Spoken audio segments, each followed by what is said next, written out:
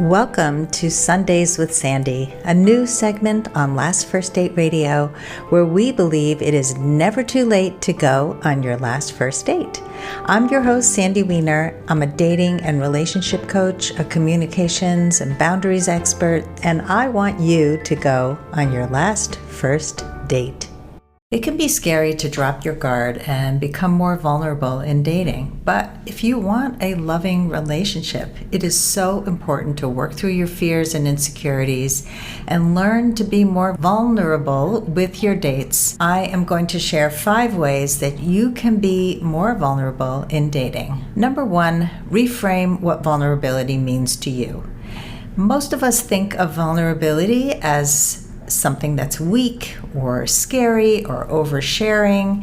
And what I would love for you to do is to reframe all of that to mean simply that vulnerability means sharing a little bit more of your emotional well-being, sharing a little bit more about how you feel about somebody, being a little bit more authentic from the very start of dating.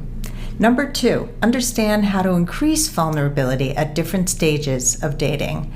What's really important is that we don't become super vulnerable all at once, but we increase our vulnerability as we build trust. And so how does that look?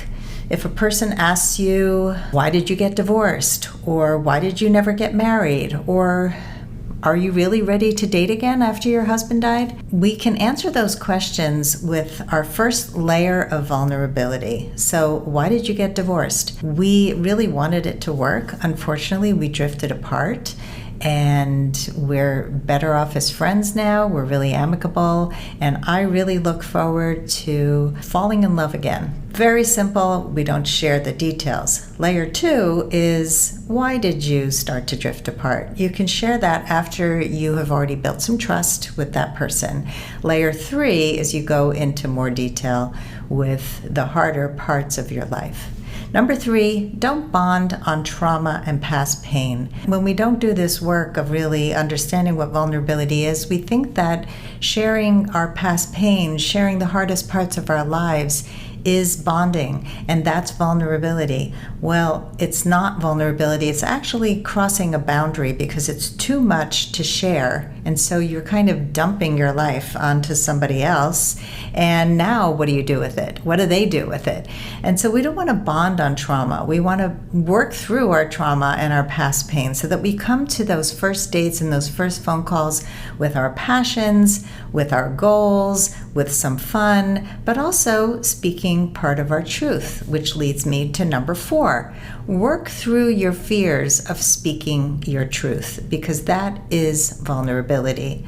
When we speak up and say, even a compliment, I really think that you're handsome. I love what you're wearing. I want you to know that I'm a little bit nervous on this date because I haven't dated anybody this cool in a while. Those are vulnerable statements. And so when we speak our truth, and again, these are layers, we can also speak our truth about what kind of relationship we're looking for and say that up front instead of guessing. Whenever we have anything that triggers us, when we speak up and share what's going on for us and ask them what's going on for them, that's vulnerable. And number 5, let go of your attachment to the outcome of being more vulnerable. When we open up and speak our truth and we're authentic, it is scary, especially in the beginning. What if they don't accept me?